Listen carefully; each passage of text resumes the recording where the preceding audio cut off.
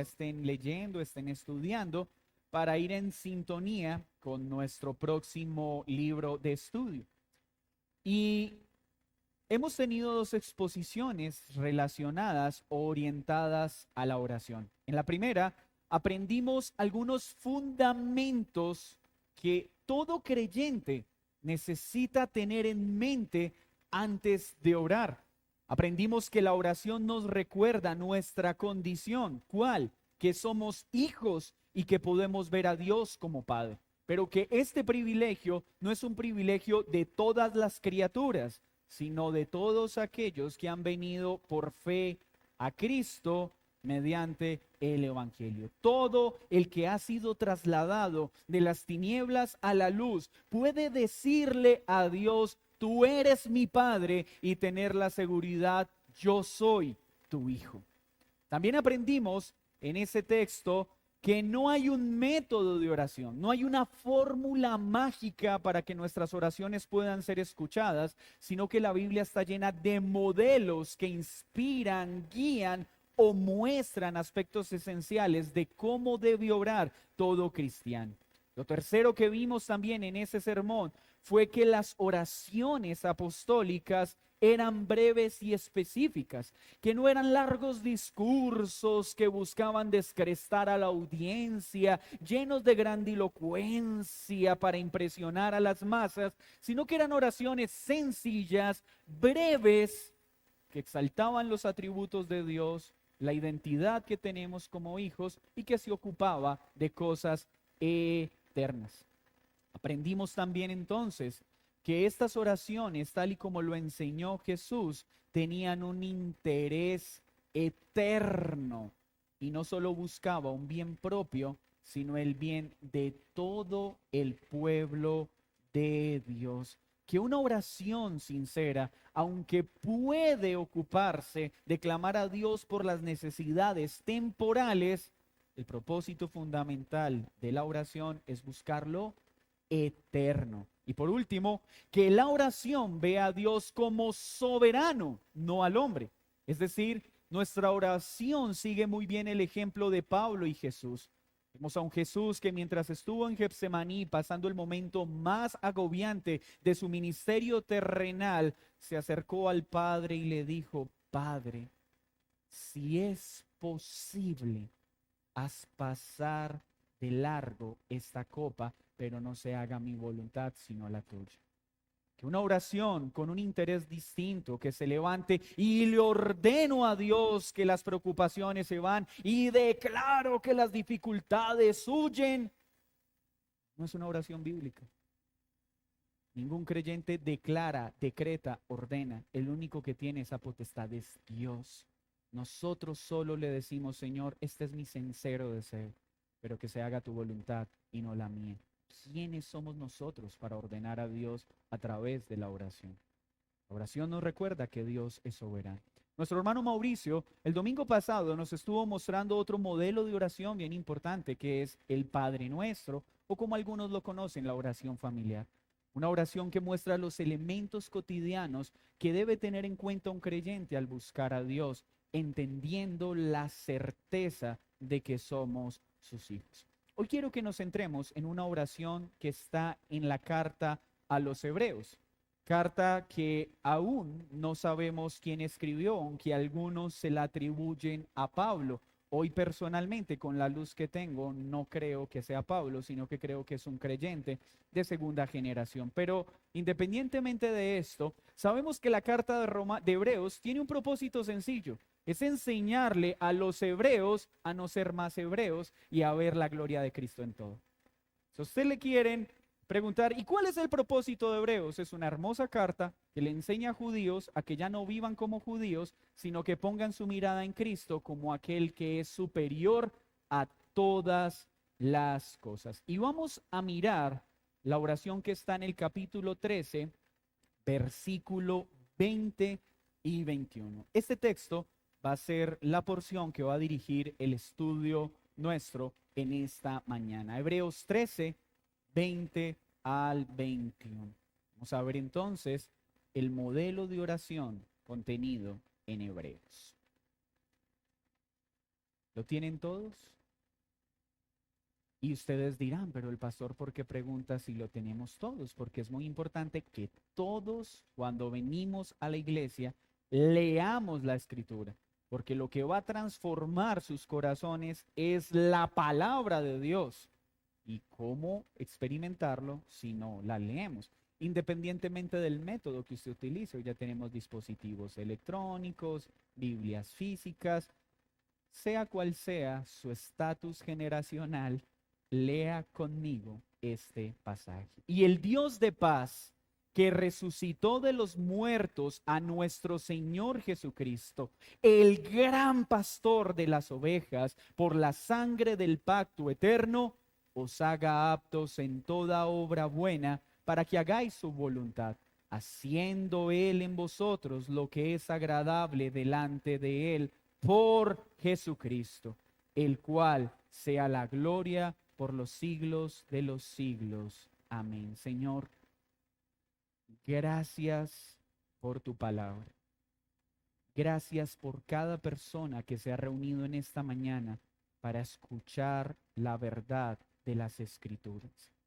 Yo te suplico como tu servidor que cada niño, cada joven, cada adulto y cada anciano acá reunido, hoy seamos tierra fértil para que tu palabra sea sembrada y creamos en ella y la obedezcamos. Concédeme como tu servidor poder exponer este texto fielmente y dame el denuedo necesario para animar, fortalecer, consolar a tu precioso pueblo. Esto te lo pido en el nombre de Jesús. Amén y amén. Siguiendo el modelo planteado en nuestra introducción, podemos observar que esta oración tiene una estructura muy sencilla. Lo primero que hace es centrarse en los títulos de Dios. Cuando vamos a orar es necesario apelar a quién es Dios, su carácter, su poder. Esto hace que nuestra oración tenga una buena base y un buen fundamento. Vamos a ver algunos títulos que el escritor de Hebreos presenta en esta sencilla, precisa y hermosa oración. Pero lo segundo que nos muestra el texto es el medio por el cual vamos a recibir los beneficios solicitados en esta oración. Los títulos que tenemos entonces es Señor Jesucristo, gran pastor de las ovejas. ¿Y qué hizo? Manifestó su poder, el Dios de paz, Señor, gran pastor, resucitó a Cristo, ¿cierto? Y el medio que utilizó y que es expresado en la oración es la sangre del pacto eterno. Lo tercero que aparece en estos dos pasajes es que la solicitud de esta oración, y observen que todo tiene que ver con aspectos espirituales, aptos en toda buena obra para hacer su voluntad, haciendo en vosotros lo que es agradable delante de Él por Jesucristo. Y lo último, el propósito por el cual se quiere Dios conceda esta oración. ¿Y es cuál? La gloria de Dios. Nuestra meta principal es que Dios sea glorificado y como bien lo enseña el Catecismo Menor, ¿cuál es el propósito del hombre? Glorificar a Dios y gozarse de Él para siempre. Creo que estas luces son una muestra de amor para los hermanos que nos ven, pero es un peso bien alto para aquellos que enseñamos acá.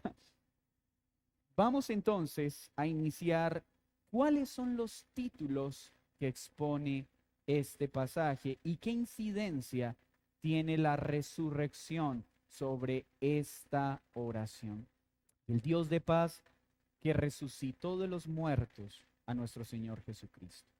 La carta de Hebreos, entonces, habla de la supremacía de Cristo. Niños, ustedes quieren saber por qué Cristo es el centro de nuestra fe. Estudien Hebreos con sus padres. Porque Hebreos nos muestra que Cristo es superior a Moisés. que Cristo es superior a los ángeles, que Cristo es mayor que Abraham, que Cristo es mayor a la creación, que Cristo es y está por encima de todos. Cristo es el sacrificio perfecto derramado una sola vez y para siempre, para que aquellos que creen en Él ya no tengan que presentar ningún sacrificio. Cristo es el Salvador y el Redentor. Cristo es el único en su naturaleza y en su poder. Pero este Cristo, que siendo Dios se hizo hombre, como lo narrábamos en el himno, murió, como está escrito. Pasó algo glorioso. No solo murió, resucitó. Y si seguimos la línea de pensamiento de Hebreos, esta oración contiene algo muy importante, porque las líneas de Hebreo desarrollan y enfatizan muy bien el sacrificio de Cristo, como Él, siendo el Cordero sin mancha y sin pecado, se entregó para salvar un pueblo que lo único que merecía era la muerte. Esta oración contiene una verdad fundamental. Este que murió no fue retenido por la muerte, sino que resucitó dentro de los muertos. ¿Qué está mostrando el escritor en esta oración? Que está entendiendo la incidencia y la importancia de la resurrección en la vida de un cristiano. El pueblo judío era un pueblo que, al igual que nosotros, era gobernado por el pecado y la muerte. Estaba separado de Dios por el pecado, como lo está todo hombre que no ha creído en Cristo. Por esta condición de pecado, una y otra vez se tenían que presentar sacrificios. Niños, ¿saben la importancia de esto? Había tanta maldad en el pueblo que continuamente el pueblo tenía que presentar sacrificios para recibir el perdón de los pecados. ¿Y saben por qué ustedes hoy pueden venir a la iglesia sin necesidad de que acá sacrifiquemos animales, preciosos niños? Es porque Cristo se presentó como el sacrificio perfecto para que ya no necesitáramos más sacrificios. Pero ¿qué tiene que ver la resurrección con lo que Hebreos viene hablando acerca de su muerte y su sacrificio? ¿Saben qué quiere decir esto? Que el sacrificio fue aceptado por el Padre. Lo que está diciendo en este punto el hombre que está elevando esta oración es: Señor, me acerco a ti entendiendo lo que significa la resurrección. Que Cristo se dio en favor del pecador y que la justicia de Cristo fue satisfecha en favor de los pecados. Recuerden que había un momento, niños, en que el sumo sacerdote debía entrar al lugar santísimo y saben que tenían que amarrarlo con un lazo y tenía una pequeña campanita. Y el sumo sacerdote se acercaba para presentar sacrificio, para pedir perdón por los pecados. ¿Saben qué pasaba si esa campanita sonaba? Significaba que Dios no había aceptado el sacrificio y que aquel que había entrado a ofrecerlo había entrado en pecado y era fulminado por la muerte de Dios. Entonces jalaban la cuerda para sacar al hombre muerto y tenían que decir: el sacrificio no fue aceptado. ¿Saben qué significa la resurrección? Que Cristo entró, el sacrificio fue perfecto, fue aceptado. Y por eso podemos entrar confiadamente a Él. Los que antes estaban excluidos de poder entrar a la presencia de Dios, ahora pueden acercarse a aquel que resucitó y ha sido entronizado a la diestra de Dios Padre. Y su sacrificio ha borrado todos los pecados de su pueblo y ya no serán más tenidos en cuenta. Así que este hombre que está orando se acerca confiadamente por la obra de Cristo. Y me acerco a ti, tú que has aceptado el sacrificio perfecto de Cristo. Y por este sacrificio, mi oración es atendida. Cuando los apóstoles y los escritores de la Biblia utilizaban títulos de Dios, no lo hacían a la ligera. Eran intencionales. ¿Y por qué está utilizando este hermano el primer título? El Dios de paz. Ya sabemos entonces por qué citó la resurrección. Y recuerden algo, cuando nosotros leemos oraciones, el papel nuestro no es querer buscar el significado de cada palabra, es entender la idea general que la oración contiene. Pero al mirar cada una de sus palabras, podemos entender y acercarnos qué es lo que la mente del autor quería comunicar y las razones por las que elevaba estas oraciones. Entonces, primer título, Dios de paz. La resurrección nos marca el ingreso seguro a su presencia sin temer ser fulminados. Niños, ustedes hoy pueden orar si tienen fe en Cristo sin miedo a que la justa ira de Dios los consuma. Porque si no fuera por Cristo, todos nosotros mereceríamos ser fulminados cuando intentamos elevar una oración al cielo. ¿Se dan cuenta de esto? Si no fuera por Cristo, cada oración que elevamos es fuego extraño a Dios que merece todo el peso de su ira. Si entendiéramos esto, ¿cuánto valor le daríamos a la oración? ¿Y qué es el Dios de paz? Dios de paz es un título muy utilizado también por Pablo. ¿Y por qué se utiliza en esta oración respecto a lo que viene hablando Hebreos? El título utilizado de Dios de paz tiene que ver con la condición en la que ahora estamos relacionados con Dios gracias a Cristo.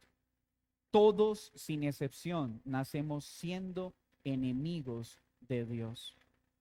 Por eso era necesario que Cristo viniera para reconciliarnos con Dios y poder estar en paz con la justicia de Dios. Si tú no has puesto tu fe en Cristo, tú no estás en paz con Dios, eres enemigo de Dios. Pero esta oración entonces nos dice que todo el que ha creído puede acercarse seguro de que está en paz con Dios, porque su deuda con la justicia ha sido saldada. Ya no nos acercamos como culpables, sino como redimidos. Ya no nos acercamos como enemigos, sino como hijos, seguros de que estamos en paz con Él. Pero también este título muestra que Dios es juez y que así como unos están reconciliados con Él, hay otros que siguen en conflicto con Él. Solo aquellos que han creído en Cristo pueden dirigirse a Dios diciéndole, tú eres Dios de paz, porque por Cristo estoy en paz contigo. ¿Por qué? Porque si no fuera por Cristo, nosotros no estamos en paz con Dios. Dice la Escritura, Salmos 7:11, Dios está airado con todos los pecadores.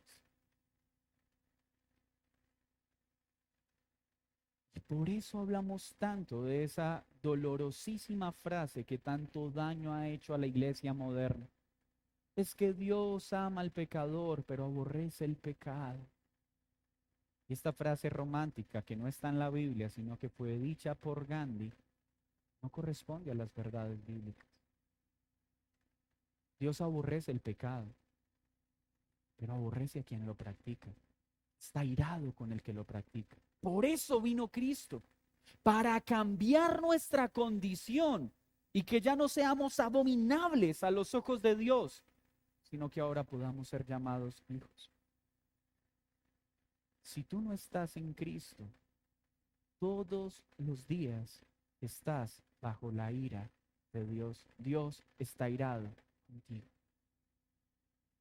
Por eso esta oración entonces empieza a cobrar sentido y podemos decirle, Dios de paz, porque por Cristo he sido reconciliado. Ya no soy tu enemigo, sino que soy tu hijo. Pero este título también tiene una característica clara. Es un título evangélico.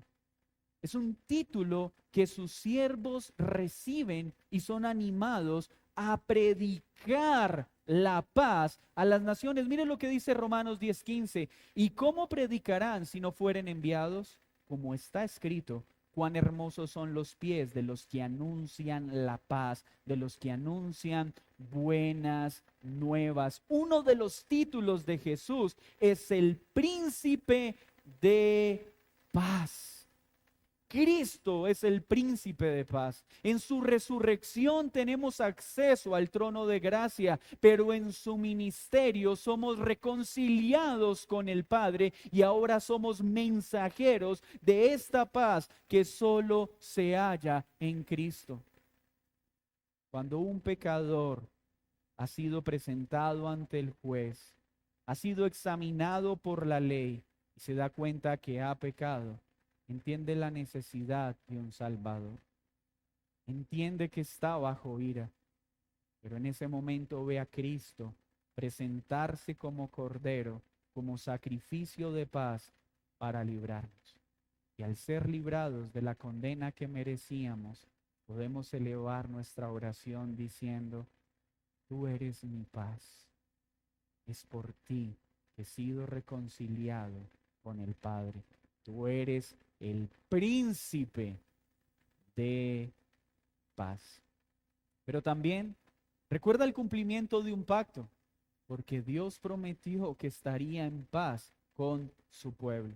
Había sido anunciado el pacto, así que esta oración también está diciendo: tú cumples tu palabra, tú cumples tus promesas. Isaías 54:10 lo menciona: porque los montes se moverán y los collados temblarán, pero no se apartará de ti mi misericordia, ni el pacto de mi paz se quebrantará, dijo Jehová, el que tiene misericordia de ti. ¿Por qué podemos decir con alegría el Dios de paz? Porque podemos estar seguros que en Cristo Dios cumplió su promesa, su pacto de estar en paz con su pueblo. ¿Con cuál pueblo? Con el pueblo que ha sido redimido por su gracia. Gracias a este perfecto sacrificio aceptado por Dios, corroborado por la resurrección de Cristo, es que somos partícipes de una paz que nadie podrá quitar, perdón. Efesios 2:13, mire lo que dice. Efesios 2:13. Pero ahora en Cristo Jesús, vosotros que en otro tiempo estabais lejos, habéis sido hechos cercanos. ¿Por qué?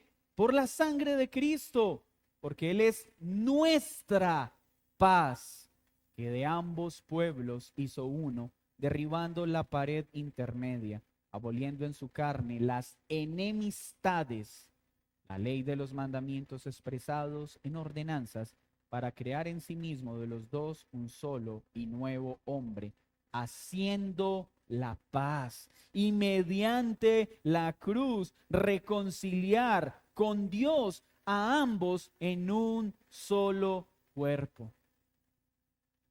Cuando oremos, podemos hacerlo seguros de que nuestra oración está siendo elevada al Dios de la paz, quien murió en una cruz para reconciliarnos y quitar la enemistad que nos apartaba de Él. Y el Dios de paz que resucitó de los muertos a nuestro Señor Jesucristo.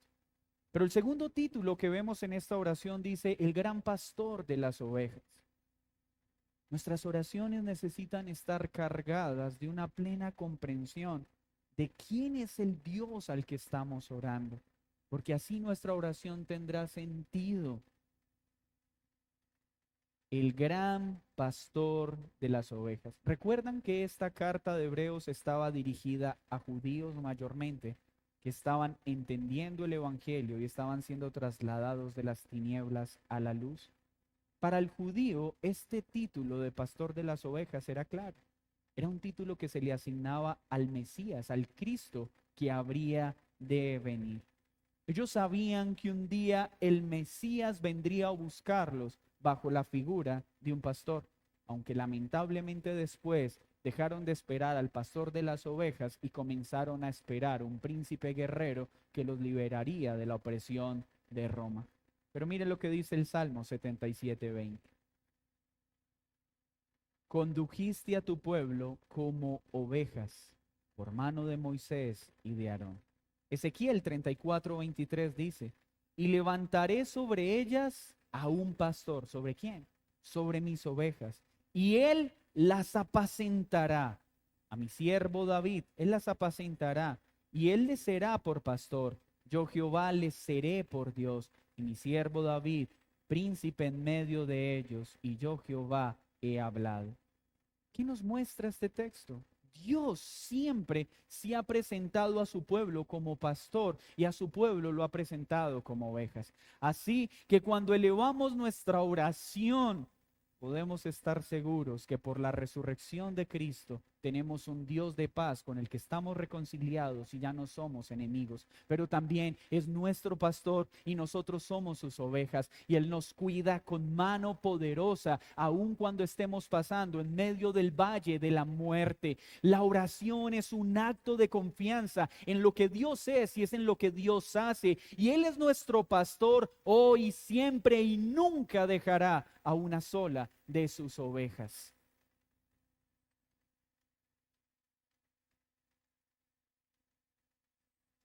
Juan 10:11 dice, yo soy el buen pastor y el buen pastor su vida da por las ovejas. Cuando nosotros oramos, estamos seguros en quién estamos. En Jesús, el gran pastor de las ovejas. ¿Y saben qué esperanzador es esto para la iglesia? Dios ha puesto pastores para alimentar a las ovejas, pero a ninguno de los pastores les ha concedido el título del gran pastor. Hay uno solo que tiene este título y es Jesucristo. ¿Y saben esto qué indica? Que aunque estos pastores con minúscula fallen continuamente en su oficio, el gran pastor de las ovejas nunca lo hará. Nosotros no necesitamos apóstoles, profetas, patriarcas, querubines de fuego y no sé cuántos más disparates inventen en este tiempo. Nosotros solo necesitamos confiar en el cuidado del gran pastor de las ovejas. Porque Él nunca fallará en su tarea de cuidar a su pueblo. Notan entonces por qué es importante que cuando oremos tengamos un conocimiento de quién es Dios, para que conforme a sus títulos podamos acercarnos a Él seguros de que nos escucha, seguros de su poder, seguros de su cuidado. Necesitamos que la oración de la iglesia deje de ser algo mecánico. Niños, la oración no es repetir cosas de la misma forma todo el tiempo. Dios, gracias por este día, gracias por los alimentos. Amén. Gracias por mi papá, gracias por mi mamá, gracias por mi profe, gracias por mi teacher. Amén. Pero así mismo oramos nosotros, parecemos niños. Cuán especial debe ser, sin importar cuán cortas sean nuestras oraciones, poder decirle, papá, pastor perfecto, oh mi príncipe de paz, heme aquí. Isaías 53:6 dice, todos nosotros nos descarriamos como ovejas, cada cual se apartó por su camino, mas Jehová cargó en él el pecado de todos nosotros. Angustiado él y afligido, no abrió su boca, como cordero fue llevado al matadero, como oveja delante de sus trasquiladores. Primera de Pedro 2:24 dice, quien llevó él mismo nuestros pecados en su cuerpo sobre el madero, para que nosotros estando muertos a los pecados, vivamos a la justicia, por cuya herida fuisteis sanados. Porque vosotros erais como ovejas descarriadas, pero ahora habéis vuelto al pastor y obispo vuestras. ¡Qué gran pastor tenemos! Que se dio a sí mismo como oveja para reconciliarnos con Dios y darnos un acceso sin restricciones, que queda corroborado por una resurrección que nos asegura que el sacrificio de Cristo fue suficiente.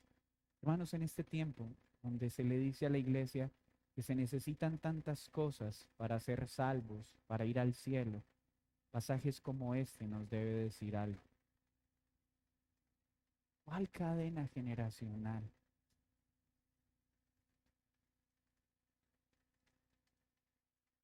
¿Cuál pecado en nosotros?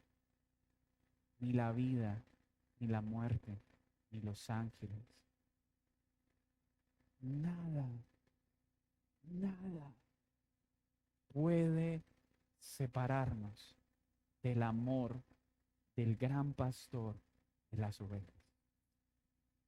Nada, porque su sacrificio en la cruz completo está, y la enemistad que había con Dios ahora se ha convertido en paz. Niños, cuando ustedes ponen su fe en Cristo, ya no son más enemigos, son hijos.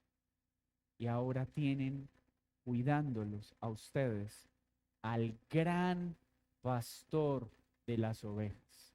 Y sin importar cuántas faltas cometan aquellos que servimos como pastores, el gran pastor nunca faltará a su pacto y a su promesa, porque Él es el buen pastor, el que da la vida por sus ovejas. ¿Qué más entonces podemos ver en este hermoso texto? No solo vemos los títulos, sino cuál fue el medio por el cual este hombre que eleva esta oración puede acercarse a Dios.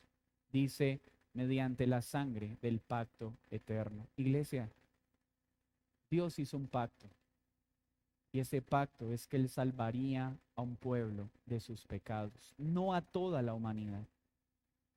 Y lo vemos desde Génesis 3:15. La simiente de la mujer vencería sobre la simiente de la serpiente. Esa simiente es Cristo. Y el precio por el cual podemos elevar nuestras oraciones a Dios Padre, el príncipe de paz, al gran pastor de las ovejas, es gracias a la sangre derramada en la cruz para el perdón de nuestros pecados por un acto de amor. Cuando oramos, lo hacemos entendiendo cuán gran precio pagó Cristo para que podamos sentarnos a la mesa de Dios sin miedo a ser destruidos. Y el precio fue su sangre. Eso, la sangre de Cristo es para perdón de pecados, para redimir a su pueblo, y no para cubrir carros, ni ropa, ni fincas. La sangre de Cristo fue derramada para perdón de pecados, no es un amuleto de protección. Y luego de recordar en esta oración los títulos y el medio, miren lo que hace en el versículo 21. Hace su solicitud. Que este príncipe de paz, este buen pastor de las ovejas, os haga ricos, millonarios, prósperos, los haga cabezas, que presten y no pidan prestado.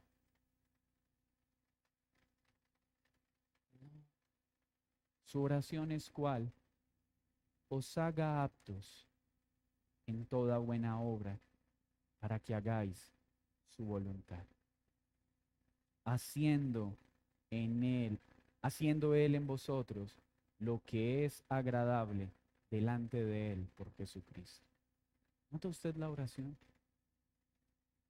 Señor, ha quedado claro que eres supremo, que tu sacrificio fue aceptado mediante la resurrección, que podemos acercarnos a ti porque estamos en paz gracias a tu muerte y resurrección, que eres el buen pastor y que nunca nos dejarás ni nos abandonarás, que derramaste tu sangre, y entendiendo esto que hiciste por amor a nosotros, por favor te pedimos, haznos aptos para toda buena obra, haznos santos, porque después de tal muestra de amor en favor nuestro, haz que nuestras vidas correspondan a la vida que debemos vivir. Esto que muestra nuestra debilidad, pero también nuestra dependencia. ¿Saben por qué tenemos que unirnos a esta oración? Porque somos débiles en vivir de manera agradable a Dios, porque nos cuesta vivir como a Dios le agrada, y por eso debemos orar al Señor diciéndole: reconozco mi debilidad, pero sé quién eres y conozco tu poder, y te ruego que me concedas vivir de manera agradable a ti. Esto muestra confianza y dependencia en Dios, pero también responsabilidad humana. No podemos ser pasivos en nuestra santificación y debemos orar para que Dios nos haga santos, porque Él es santo. Debemos orar para que nuestro corazón anhele vivir de manera agradable a Él en todo. Niños, desde ya rueguen a Dios para que sus vidas sean agradables a Él. Y deben rogar a Él por esto, porque en sus fuerzas es imposible. Porque aunque el Espíritu quiere y está dispuesto, nuestra carne no. ¿Nota usted el interés de esta oración? Quiero vivir de manera agradable a ti. Quiero hacer tu voluntad y no quiero hacer la mía. ¿Y por qué necesitamos orar de esta manera? Porque nuestra carne quiere vivir de manera contraria a Dios y quiere hacer su voluntad y que Dios bendiga nuestra voluntad. Nuestra tendencia es: bendice lo que a mí se me da la gana hacer, así sea contrario a tu voz. No, nuestra oración debe ser: por favor, Señor, mueve mi corazón a hacer tu voluntad y no la mía. Ayúdame a que todo lo que haga sea agradable delante tuyo. Mire la nota de balance que tiene esta oración: agradable delante de Él por Jesucristo. ¿Qué quiere decir esto? Todo creyente debe vivir cada día queriendo ser santo, buscando con diligencia hacer la voluntad de Dios, suplicando a Dios que todo lo que hagamos sea agradable a Él. Pero este gran esfuerzo, esta gran diligencia, al final solo podrá ser recibida por el Padre por una persona: por Cristo. Porque sin importar cuán grande sea nuestro esfuerzo para ser santos, es solo por Cristo que nuestros esfuerzos en la santificación son aceptables al Padre. Todo intento que tú hagas por agradar a Dios separado de Cristo es una obra abominable. Ninguna buena acción es agradable a Dios si no ha sido lavada por Cristo. Esto es lo que muchas veces los ateos, o más bien como los llama la Biblia, necios, que quieren negar en su corazón la existencia de Dios, no quieren aceptar. Es que a mí me basta con ser una buena persona. Ninguna obra por loable, por moral, que sea, es agradable a Dios si no está lavada por la sangre de Cristo.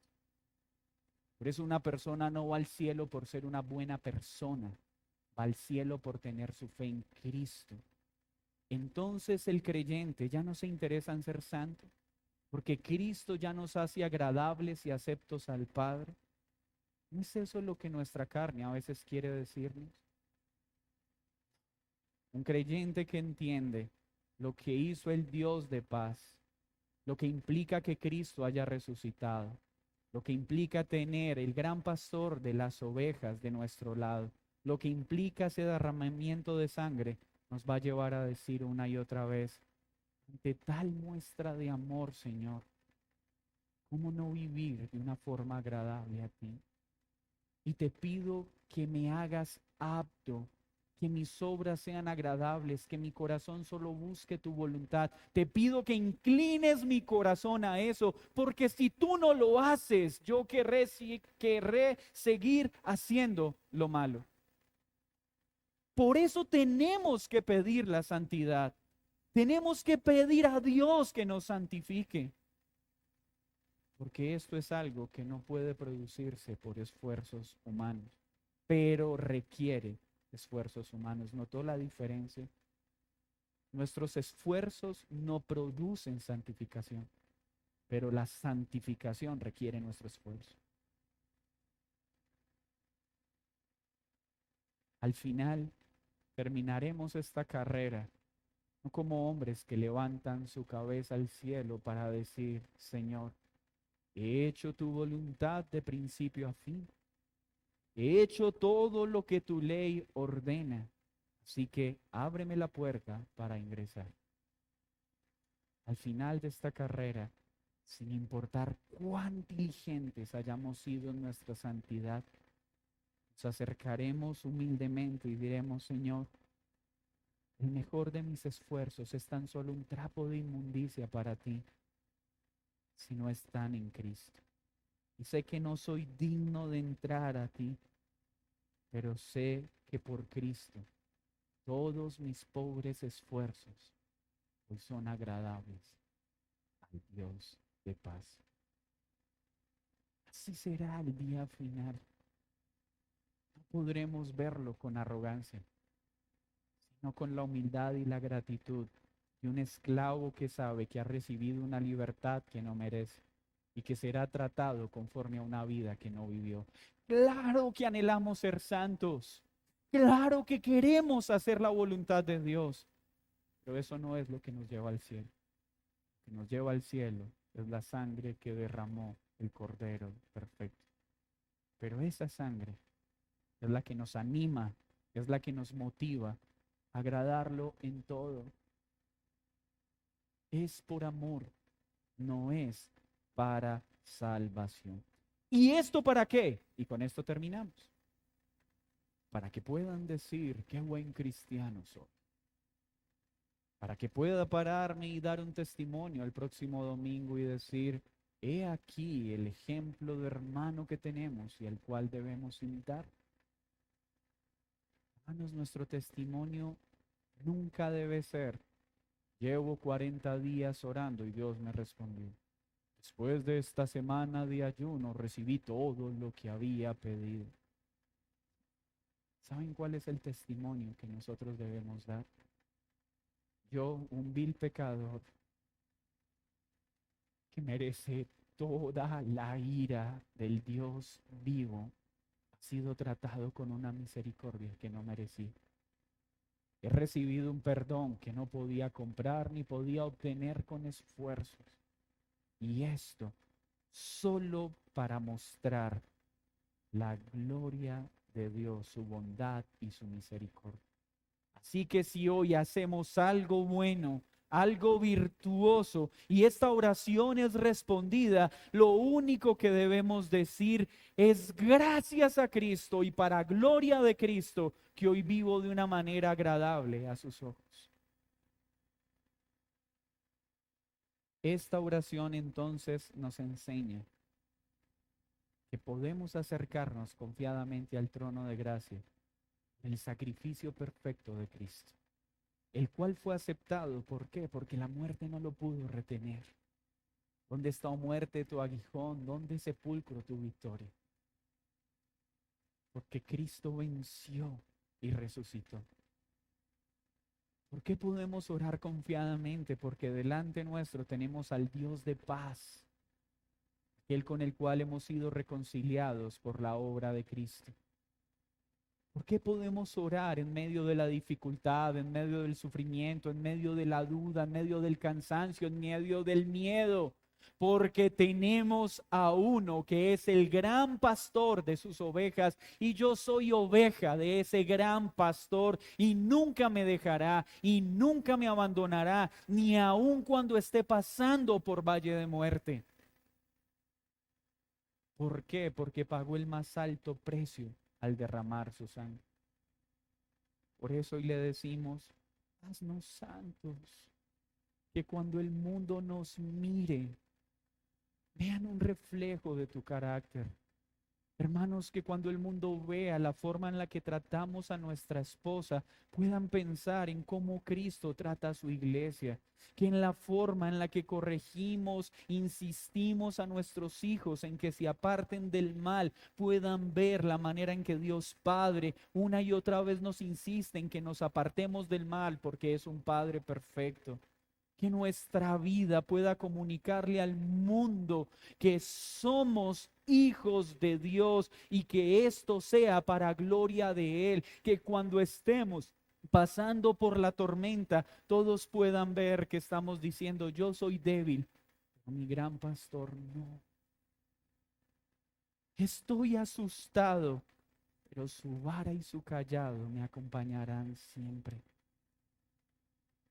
Unámonos como iglesia a esta oración, que seamos un pueblo que hace la voluntad de Dios, que vive de manera agradable a Él, pero gracias a Cristo y para la gloria de Cristo. Señor, muchas gracias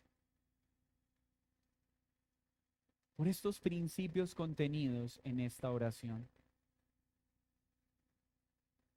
Ayúdanos a maravillarnos en esta mañana al saber que podemos decirte, Padre,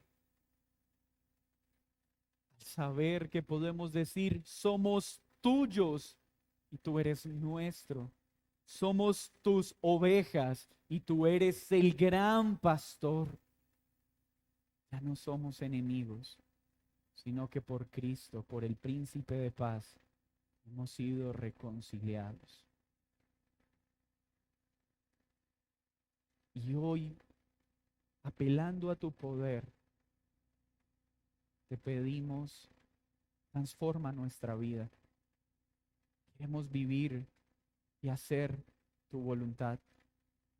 Queremos vivir de manera agradable a ti, para que tu nombre sea exaltado. Y gracias porque al final de esta carrera seremos mirados con agrado en el día del juicio, gracias a la sangre del Cordero que ha sido derramada sobre nosotros. Cristo Jesús. Amén.